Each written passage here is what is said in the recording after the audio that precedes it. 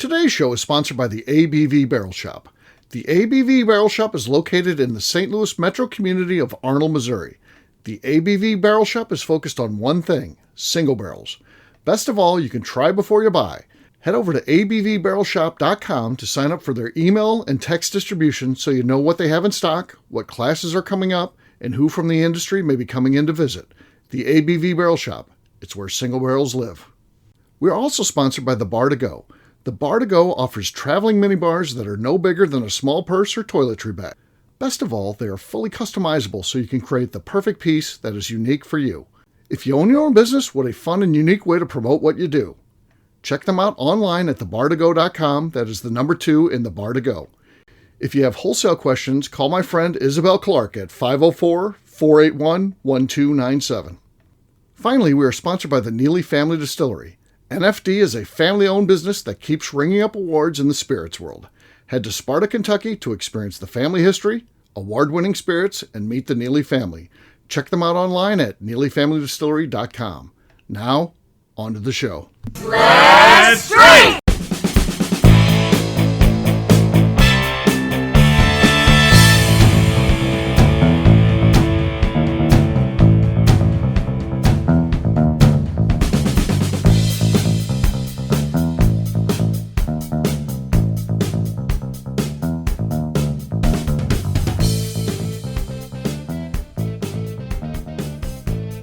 Welcome to the Bourbon Daily, the podcast about everything bourbon delivered to you every day of the week. Today on the show, we talk about the 2 contenders for Whiskey of the Year coming out in the first quarter of 2025. My name is McNew. Please join me in welcoming my co-host, Steve Akeley, along with our special guests, Kathy Cool, Jeff Andreezy, and Lenny Eckstein. Hey, gang, what's up?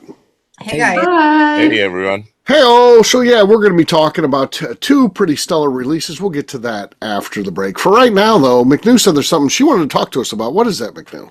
Okay, so I will have a question for you guys after I tell this story, okay? Okay. And the question really is, like, have you ever made, like, an innocent mistake that everybody else knows that you were just informed about later, okay? So Friday, I posted a picture of my cat, my little black cat. Her name's Phoenix. And I hardly ever post her. I always post the dogs more because she's usually hiding and being weird.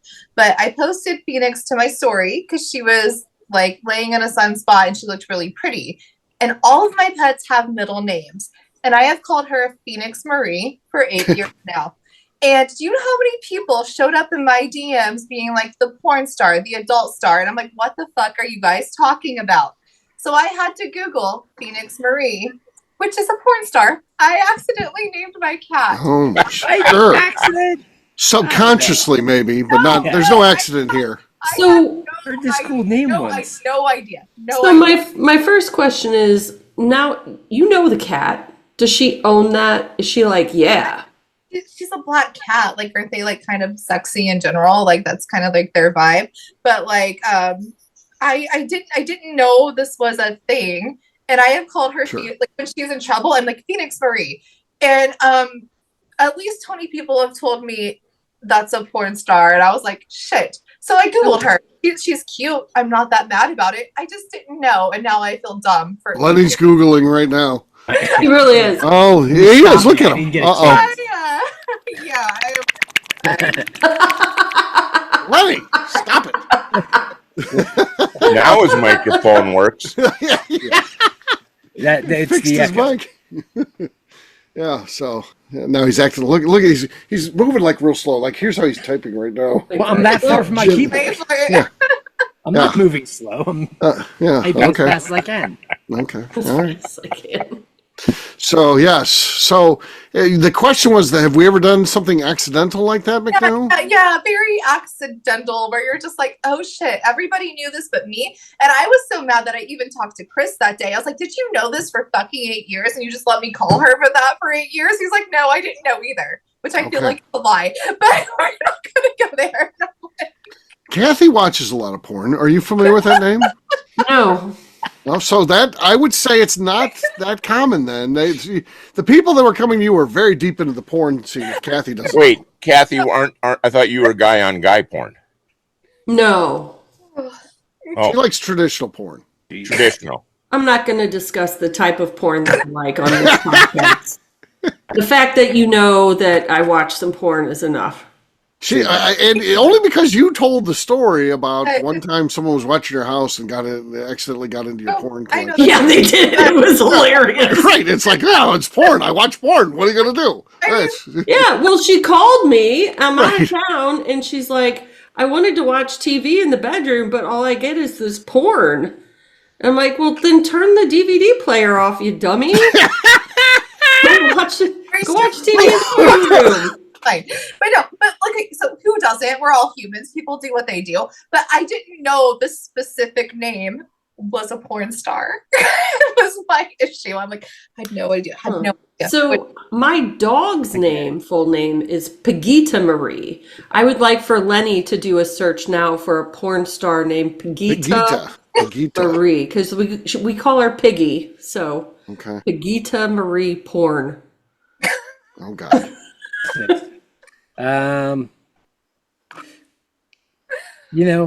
It's coming up, isn't it? There is stuff. Really? Piggy Marie is. Piggy Marie. Okay. Piggy Marie. Huh. She sounds wonderful. Yeah, according to spankbank.com. Oh. Petite Marie. All of your good stuff. Yeah. Ex-hamster as well as Piggy Marie. That's him logging off of spankbank.com. And then there's also a Marie Pig. Uh-huh. Which I'm sure is awesome. Marie, comma pig. Yeah. I can't think of anything where I named something wrong or something like that where it went south based on I had no idea about something. Yeah, just clueless. I don't have anything funny, but I was going through this is years ago. Actually, it was Super Bowl Sunday, and I was shredding like piles of old stuff, and I found out my bunch of old things, like some old pay statements from back when I was either a lifeguard or when I was a cook at the Dairy Queen, and I posted it really quick, and about 1 minute later, a friend said, "You know your Social Security number's on that, don't you?" Oh, took that right down, but Jeff. It's out there forever. Jeff, how could you? Jeff. How could I? Yeah. There's another Jeff and Drizzy running around. Yeah. Buying alcohol. He's the one that should be on this show. I heard he's awesome. Yeah. So interesting. Heard he dates Phoenix Marie. Phoenix Marie, yeah. Yeah, Kathy, you ever have an incident like this where you were innocent in what you were doing? I would say probably. Right. I just don't know that I could come up with them right now. Right. Also, I'm not afraid to put myself in a situation where most people would be embarrassed, and I'm just not. Uh-huh. So if someone was like, "Oh, you named your cat after a porn star," I'd be like, "Huh? Did I now?" No, and it wouldn't be out. Like, I was embarrassed at first because I was like, "Oh my God, I had no idea." And then I Googled her and she's pretty, so I wasn't mad about it. But now I think it's hilarious now. Like, I'm just like, my cat's a porn star. You gotta own it. Yeah, just own it. Yeah. All right. How about you, Lenny? Oh, I mean, the only thing I can come up with, if you need a break, I like to use the fake name Dick Gazinia, and then some people were telling me that might mean something else. I had no idea. Does it? What? Yeah, that's what they say. I still don't know what it is. I don't get it. Maybe they mean that the dick is in you. And you shouldn't say it. Huh. I don't know. I don't know. People seem to think that means something. I don't know. That's just the fake name. Was it the warden? Because that might be her way of getting you to stop saying it. No, the warden did tell on you, though. And so, yeah. So the warden comes to me. So the warden did the taxes. Kathy and I are in a business together. So she did the taxes for that. And at the end of having Kathy sign the paperwork and all that and giving it to her, Kathy says, "Steve needs to buy you 10 iced teas for doing this." And I'm like, does that mean Kathy also needs to buy her 10 iced teas because we're partners on this? Why do I have to, or did she make a mistake and she has to buy her 5 and I have to, why would I have to buy and Kathy doesn't? I think sure. 5 each. Yeah, 5 exactly. Each. 5 each? No, Throw it to a judge. Alton, because he has the business. He's also the husband. Husbands have to just do here more. was my thought. I would give her money. I would buy her iced teas. But it would hurt Steve to do it. Yeah. And so therefore would be more like payment. Yeah. Huh. I don't think that. It shouldn't be. He should like. No. Here's the thing. He doesn't. It shouldn't be a punishment. He should want to buy her iced tea. No. He should want. My net worth is going down. Why would I want my net worth to go down? I want to get on a Jeff and Drizzy retirement plan at some point. Right. I don't. Yeah. Sooner the better. Can't be burning $5 bills like that. Like buying her things. Yeah. That's having a wife.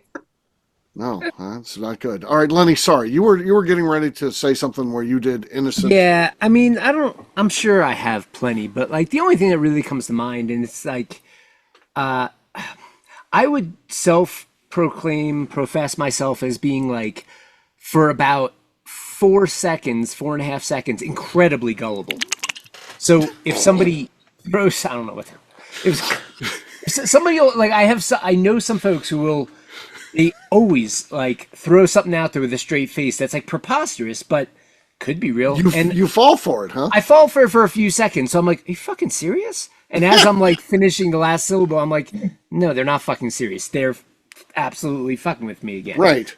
But yeah, I mean, it kind of goes along with like, wanting to believe people. I don't think they're trying to.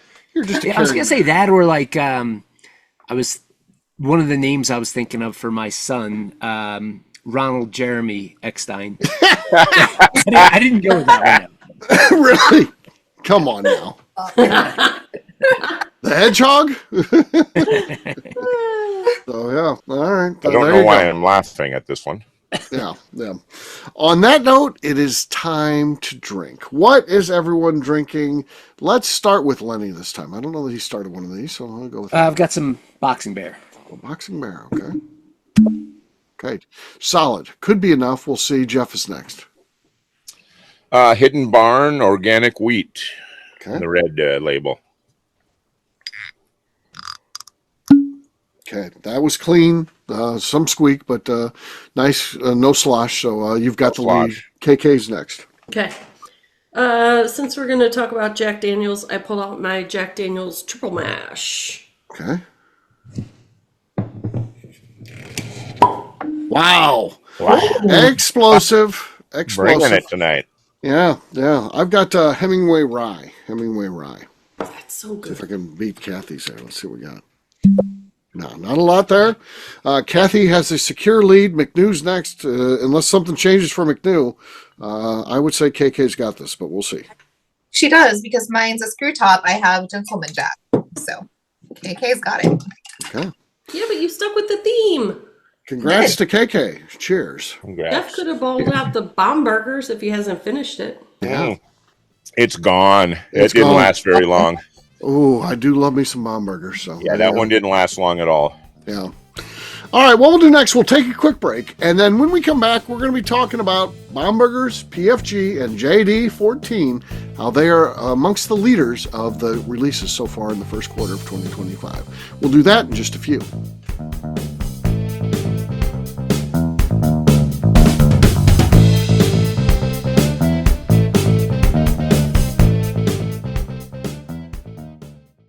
Okay, let's talk about the people that make these shows happen.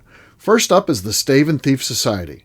Via their in-person class at Moonshine University in Louisville, Kentucky, the Stave and Thief Society is the place where you, a bourbon enthusiast, can expand your knowledge and emerge an executive bourbon steward. In 2017, I completed my executive bourbon steward certification. It's the most comprehensive bourbon certification available and connects you with an expansive network of bourbon enthusiasts and professionals.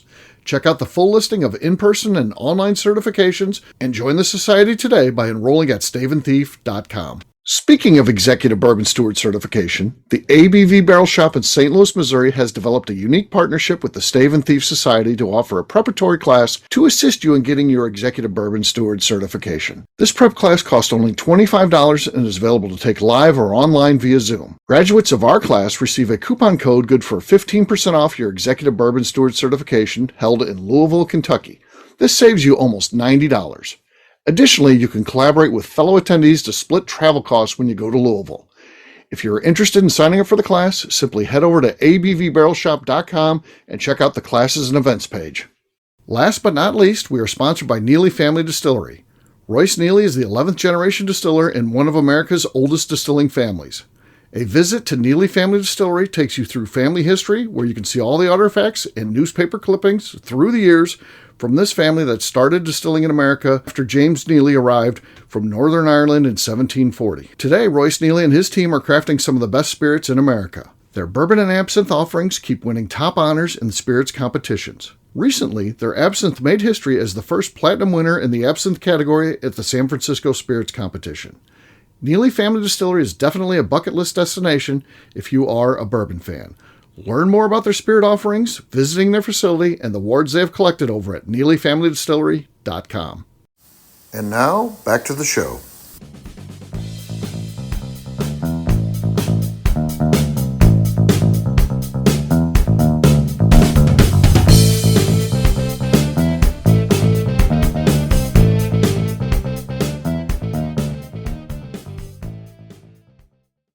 Bumpers are unscripted, so go ahead. All right, he's got the Terminator glasses on for inspiration. Go ahead, here we go. I'll be back. I'm not doing that, Steve. Come on. And you're listening to the Bourbon Daily. Welcome back to the Bourbon Daily. Today we're talking about the leaders of first quarter releases for 2025. Yes, we are. So I've traditionally, I may get away from it because a lot of people do their whiskeys of the year, but it is a fun topic to talk about. And, first quarter isn't the prime time for whiskey releases, but there have been several that have come out. And I think the two standouts are the Bomberger's PFG, which is precision fine grain. And it uses special barrels that are from like 4 different forests in France, and they've been air seasoned like 40 months. And then you got the JD14, which that's a whole special story as well. Chris Fletcher, the master distiller for JD, comes up with this idea of age-stated, long age statements, and pitches the idea of taking 2,000 barrels from the upper rick houses where they are the most flavorful, and then knowing that they're going to keep them for a long time, dropping them all the way to the first floor. So he gets the company to sign off on moving 2,000 barrels, which that's a huge little work. Yeah. So then they've released a 10, a 12, a 14. Then there's also plans to do an 18 and a 21 down the road. So wow. it's a heck of a project, and it's got to be fun to be involved in that from Chris's perspective. And I think that this release that came out, I think it's the best thing they've ever done. I think it's the best product they've ever had. You've tasted it? The 14, yeah. So Steve opened one tonight. yeah, I had one earlier tonight. I don't know what I did with it, but yes.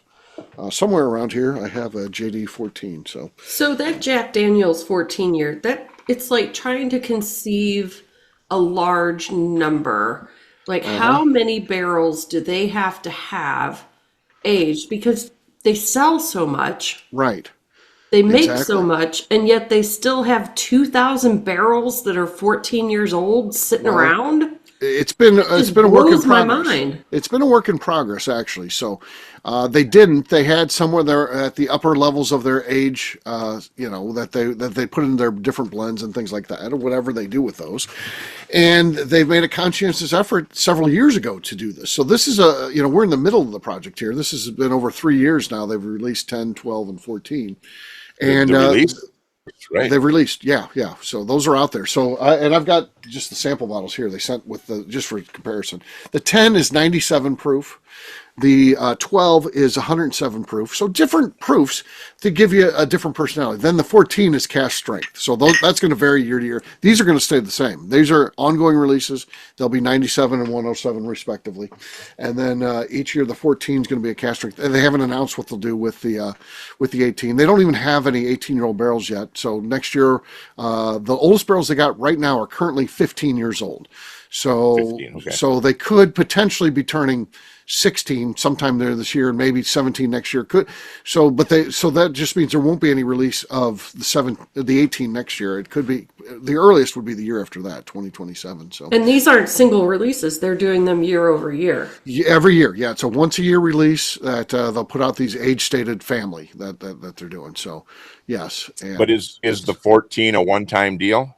No, ongoing. So all three of Okay. those are ongoing. 10, 12, and Okay. 14 will all be part of the family moving forward. Age stated. These are age statements that Jack Daniel himself, the true man, when he was running the distillery, he had those age statements. So Chris Fletzer's idea was, hey, it was good enough for Jack. Let's bring them back, and let's look at some of the whiskeys we got. Let's keep these older stocks. Let's not leave them at the top of the warehouse which adds great flavor. That's the favorite flavors of Chris.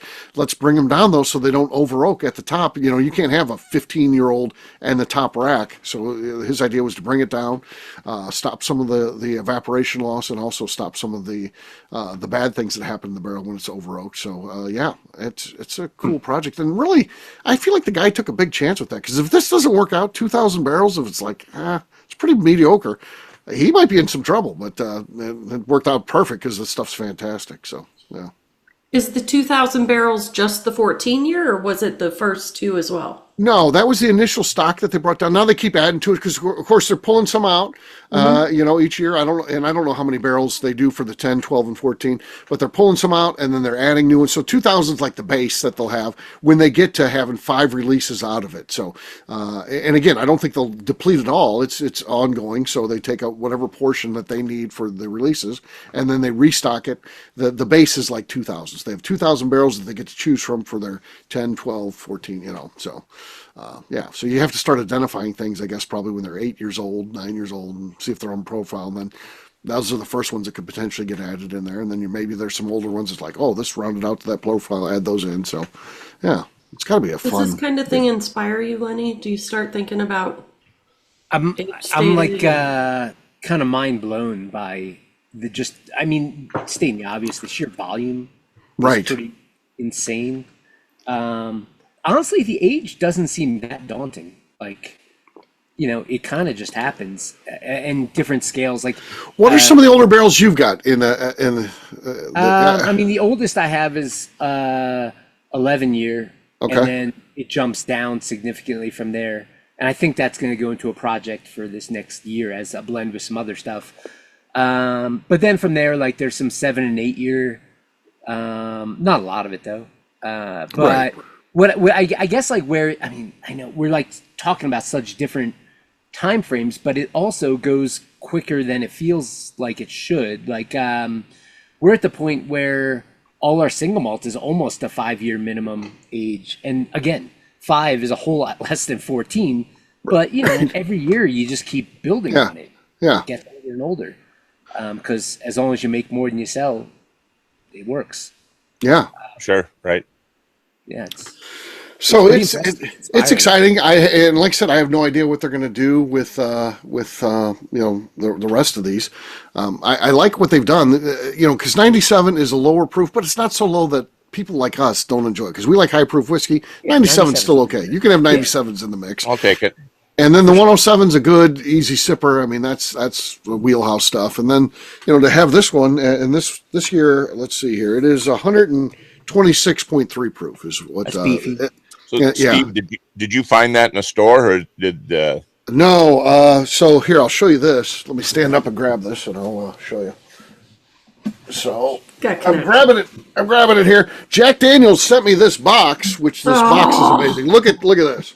Look at this. Oh, Look how cool that is. And then look at the front. It says Jack Daniels 14 on there. Really cool. And then you open it up, and it's charred on the inside. Sick. It's the coolest thing. And then you open it up, and there's nothing in here now because I showed you guys the bottles, but it's got spots for the 3 bottles: the full size 14, and then the smaller 100 milliliters 10. That's great packaging. That's fantastic. Yeah. So they sent me this as a media kit, and then they had me go on an event with Chris Fletcher where he talked about this and gave me all the insight that I've been able to share with you guys today. So Kathy could put her DVDs in there. Yeah. No kidding. It's a movie box. Put a small lock on there. It might be good to keep the house sitters out of it. Yeah. Yeah. Pretty cool, right? obviously, love to keep them very secure. I love the what people are trying with the older age statements. And whether that's a sign of a oversupply or not, I don't care, as long as they're sending something out that's got some flavor to it. I think that's a lot of the offshoots. I think it's a good time to be a bourbon fan because stuff like this is happening. And I think it's a good thing for us. The only drawback, and this is let me caveat that drawback because it's not really a drawback. Is I love to try it. It's not always my favorite, some of the older expressions, but it's really fun to try and acquire a bottle. I don't love when people get their mind fixated on, well, if it's not that old, I mean, get out of here. Oh. And that is what happened in Scotch. Yep. Yeah. I don't want it to happen in bourbon. I think Right. that the I agree old with stuff you there. is phenomenal, and the stuff at 5 years or 7 years is also pretty fucking tasty. You know it. Yep, 100%. Yeah, absolutely. So, yeah, good stuff. And of course, I don't want to overlook the Bombergers either. It is fantastic stuff. It is, the ratings have been off the charts. The lowest score that I've seen anybody give it is a 95. Others have been as high as 97. So, I mean, it's well thought of. Bombergers famously has that cherry note, and I see it in the the reviews and stuff like that. So this is one that we want to get our hands on because I just love Bombergers in general. And Is it always Bomberger's PFG, or is this like this year? this is a special release, so this is in addition to regular Bomberger's release. This one is elevated, so yeah. So it's a couple different processes, like I said, the unique barrels, and then and different grains. So yeah, I precision. feel like the 14 of the Jack Daniels is something I might be able to acquire, but the Bombergers, that's just going to be hard. Right, I Don't agree. you think they'll both be really hard to get? Maybe you're right, Kathy. I don't know. I don't know. Maybe I don't understand when I think of Jack Daniels drinkers, I think that they only drink the regular Jack Daniels. Yeah. But maybe I don't know what I'm talking about. The So. 14 is $150. Would that keep you away, or would you still get it? What was the proof? 126? definitely- 126. Yeah, I'm a buyer at that. Yeah, Me too. I think on this one I'd do it. I think you Especially should. if it came in a wooden box. I've paid. Well, I don't think that's how it's supposed to I come. know. In the fancy box, probably. But Yeah. So, Steve, when you're doing a whiskey of the year, are you thinking something that was just released that particular year? Yeah. So what I look at is it special for that year? So like a Four Roses yearly release, those are all different. Those are eligible. Okay. But I also have to make it, you can find it. Now, so I used to be able to buy the Four Roses every year. I haven't been able to even find one of those last couple of years. Those have been kind of out of the consideration. So part of it is you have to be able to find it. You have to be able to buy it. I don't want to send people chasing a rabbit that they'll never catch. So part of it is that. And then part of it is what ties it to this year specifically. Is it because it's a yearly release that might have been better than previous yearly releases? Is it something new like the 14? The 14 qualifies on every aspect I do because it's new to this year. I do think it is going to be more readily available than most allocated items. I think that the bottle count that they were saying is, twice the size of your, or 3 times the size of like a Four Roses LE. So I think the opportunity to get it is going to be out there. What will be the prices? I don't know. Hopefully people are selling it for retail, and hopefully we can get our hands on bottles, because I got this one for free, which is cool, but I would buy another one. I would spend my money on that bottle. Having tasted it, I will be seeking out to get another one because it's that good. It's really a great whiskey. So there you go. That's only 30 bottles of iced tea worth. That's We never do any sort of whiskey to iced tea conversions, Jeff. Please. oh, sorry. Please remember that. Sorry, that was the engineer in me. what if we did? Will not be invited back if you keep. Yeah, Jeff, just you're on warning, Jeff. So yeah, be careful. Nice. Proceed with caution, Jeff. So yeah, there you go. All right, we'll wrap this one up as we always do by talking about where people can find us. Jeff, we'll start with you. Where can people find you? I'm on Instagram, Facebook, and the Cigar Dojo, and I'm on Bourbon Daily probation. Double secret Jeff- probation. Yeah. Double secret. Jeff Andreezy, 2 I's and 2 Z's. All right, Kathy. You can find me on Instagram at KK Cast Strength. All right, Lenny. You can find me and the rest of Deerhammer on social media at Deerhammer, on the webs at deerhammer.com. You can come visit us in beautiful Buena Vista, Colorado. All right, McNew. I'm on Instagram at McNew ABV. All right, for me, I'm an easy guy to find. I'm at Steve Akeley, Twitter, Instagram, or Facebook. I've got a website, steveakeley.com. I've also got a company website. That thing's abvnetwork.com. Check it out. Everything that we do is out there. Also, come by and see us, the ABV Barrel Shop. We've always got cool stuff going on. It's just a good time. So, and again, you can even check out what bottles we have online. You can sign up for our email distribution over at abvbarrelshop.com. McNew, anything else to say before we get out of here?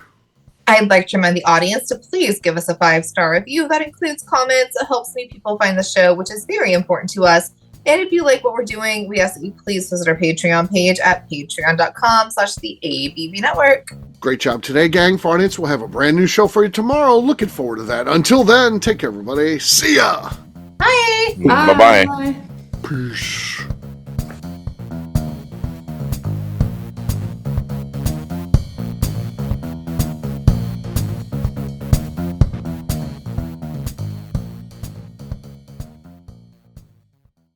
Before we let you go, let's talk about one last thing. The ABV Barrel Shop in the St. Louis community of Arnold, Missouri. The ABV Barrel Shop is focused on a couple of things. First of all, single barrels. We are the place where single barrels live. We go to distilleries, taste through the whiskey, select the best barrel, and have it shipped to our store where we present it to you, our customers, by allowing you to try before you buy. We're also known for the classes that we have in our education center in the store, as well as the events we have with industry professionals from the bourbon business. If you are in the St. Louis area, please come by and visit us at 6 Fox Valley Center in Arnold, Missouri. Or at a minimum, at least sign up for our email and text distribution so you know exactly what's going on in our shop over at abvbarrelshop.com. This is Steve Akeley, owner of the ABV Network, signing off. We thank you for listening to our programming and truly appreciate your support. The Bourbon Daily is part of the ABV Network. For more information or to become a sponsor, please visit abvnetwork.com. Thanks for listening and cheers. This has been a Steve Akeley production.